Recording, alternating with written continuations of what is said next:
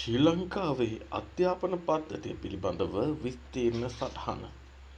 අධ්‍යාපන අමාත්‍යාංශය සහ පරිපාලනය. ශ්‍රී ලංකාවේ අධ්‍යාපන අමාත්‍යාංශය පත්තරමුල්ල පැලවත්ත ප්‍රදේශයේ පිහිටා තියෙනවා. එතකොට මෙම අමාත්‍යාංශය විශේෂ අරමුණු සහ මෙහෙවරක් සහිතව ක්‍රියාත්මක වෙනවා. රටේ අනාගත පරපුර උගත් බුද්ධිමත් මෙන්ම සදාචාරාත්මක පිරිසක් ලෙස ගොඩනැගීම මෙහි ප්‍රධාන ඉලක්කයයි. අමාත්‍යාංශයේ කාර්යභාරය ව්‍යුහාත්මකව බෙදී පවතින අතර ප්‍රතිපත්ති සම්පාදනය, අධීක්ෂණය සහ අධ්‍යාපන ක්ෂේත්‍ර සමස්ත සංවර්ධනය සිදු කරන්නේ මේ ආයතනය හරහායි. ජාතික අධ්‍යාපන ආයතනය සහ සහායක ආයතන. ජාතික අධ්‍යාපන ආයතනය කියලා කියන්නේ අධ්‍යාපන ක්ෂේත්‍රයේ පරීක්ෂණ, විෂය නිර්දේශ සැකසීම, ගුරු පුහුණුව සඳහා වගකිව යුතු ප්‍රධාන ආයතනයක්.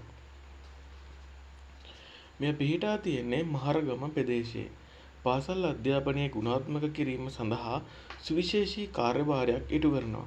මීට අමතරව අධ්‍යාපන ප්‍රකාශන දෙපාර්තමේන්තුව පෙළපොත් නිෂ්පාදනය හා බෙදා හැරීම ආදී වගකිව යුතු කටයුතු මෙය අය කරනවා. එතකොට ශ්‍රී ලංකාවේ විභාග දෙපාර්තමේන්තුව විසින් ජාතික මට්ටමේ විභාග පවත්වමින් ශිෂ්‍යයන්ගේ අධ්‍යාපන මට්ටම තක්සේරු කරනු ලබන ආයතනය තමයි ජාතික අධ්‍යාපන ආයතනය. විශ්වවිද්‍යාල පද්ධතිය සහ උසස් අධ්‍යාපනය. ශ්‍රී ලංකාවේ උසස් අධ්‍යාපන ක්ෂේත්‍රයේ විශ්වවිද්‍යාල ප්‍රතිපාදන කොමිෂන් සභාව යටතේ පාලනය වෙනවා. ශ්‍රී ලංකා විශ්වවිද්‍යාලය ලංකා විශ්වවිද්‍යාල ලෙස ආරම්භ වූ විශ්වවිද්‍යාල ඉතිහාසය අද වන විට රට පුරා විසිරුණු රාජ්‍ය විශ්වවිද්‍යාල විශාල පද්ධතියකින් වර්ධනය වී තියෙනවා. ඒ අතරේ වෛද්‍ය විද්‍යාපීඨ, සෞන්දර්ය විශ්වවිද්‍යාල, ස්වාධීන දේශීය වෛද්‍ය විශ්වවිද්‍යාල ආදී විශේෂ උසස් අධ්‍යාපන ආයතන මෙහිදී වැදගත් ස්ථානයක් ගන්නවා. ගුරු පුහුණුව සහ අධ්‍යාපන සේවය.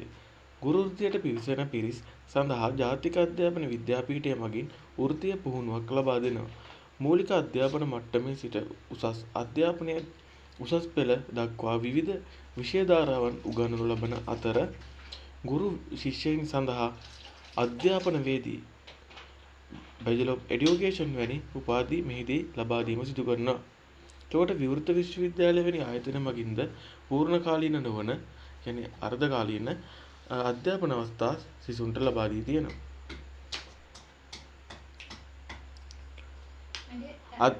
අධ්‍යාපනයේ සුබසාධනය සහ තාක්ෂණය.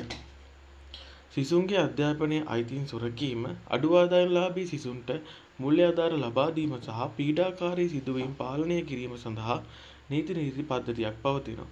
අපොස උසස් පෙළ සඳහා තාක්ෂණික විෂය ධාරාව හඳුන්වා දීම මගින් රැකියා ඉලක්ක කරගත් අධ්‍යාපනයක් ලබා දීම රජයේ ප්‍රධාන අරමුණ වී තියෙනවා. අධ්‍යාපන පද්ධතියේ පවතින මේ සියලු අංශයන් රටේ සමාජ හා ආර්ථික සංවර්ධනය කෙරෙහි ඍජුවම බලපානවා.